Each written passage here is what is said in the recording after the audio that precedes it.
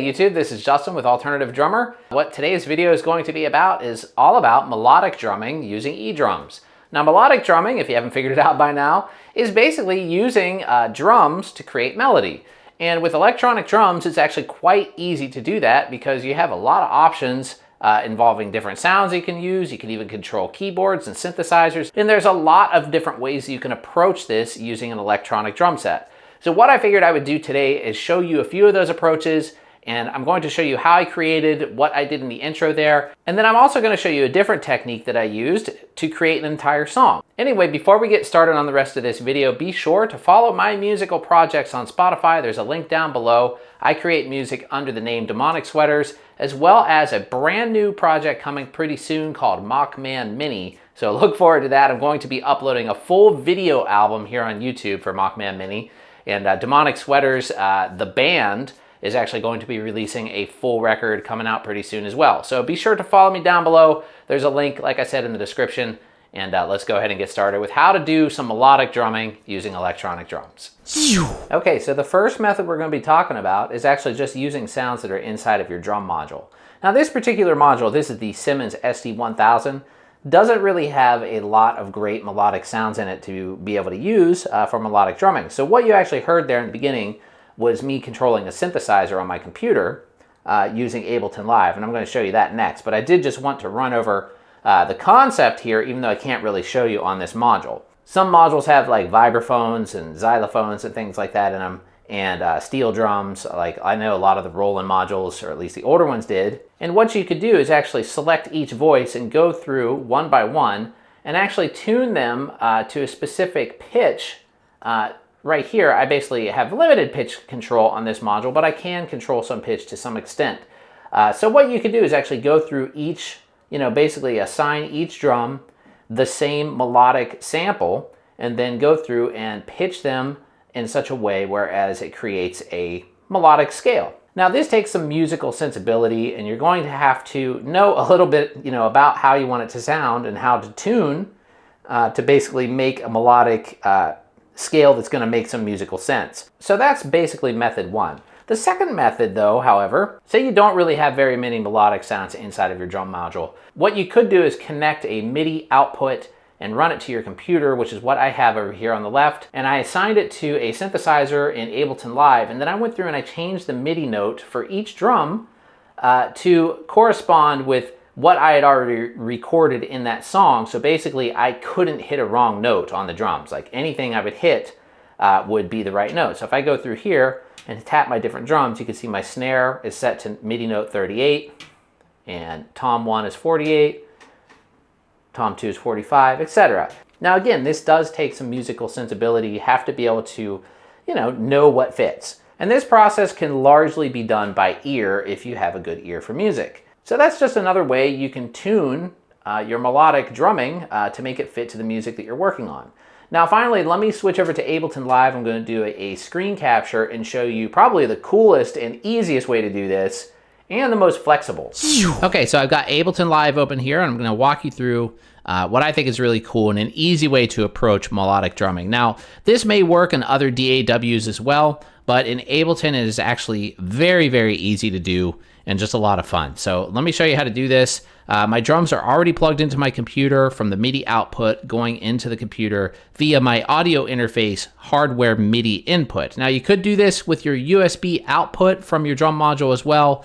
If you don't have an audio interface, that would work as well. So let's go ahead and add a synthesizer to a MIDI track. I'm going to use this UVI Workstation plugin. This is without a doubt my favorite software synth because it just has a lot of different packs you can buy. And I have a lot of cool, like retro kind of sounding synths and stuff in here. And I really like all of these. But let me just show you one. I'm going to go ahead and select the DS77. And let's go to bells. And I'm going to select this digital-like plugin. Now if I hit my drums, I already have the track record enabled and my MIDI inputs are already set up. So I just have MIDI input from all in. So if I hit a drum, you can hear it's already triggering the synth, which is super easy. Now what if I had a song that I wanted to do that uses a particular pitch and scale? We can do that quite easily here by using MIDI effects, and we just go here to scale, And you can see we have all these different scales to choose from, like Dorian, Ensign. But the advantage of this is you don't have to go in and change anything in your module. So say I wanted to do like a minor pentatonic scale. So I just drag this down to here. And now any drum that I hit is going to be in the minor pentatonic scale. So check it out.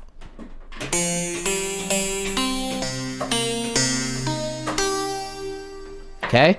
And if I wanted to change the key, I could just go here to bass. Let's switch that to D from C. Now listen.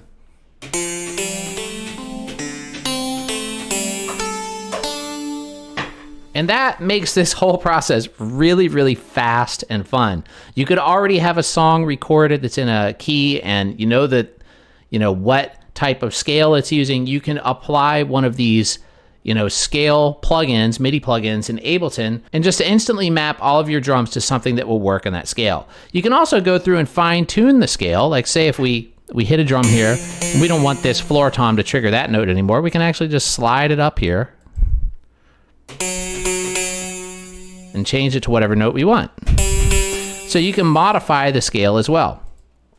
Like say you pick the scale and everything's working but one note, you could change it right there. So this is super easy. This is how I did the first demo that you guys heard in the beginning of the video. I also applied some delay, and Ableton already comes with a delay mapped to the aux send number 2. So if I just go here and turn this B up in my MIDI channel, it'll already start delaying. Now listen.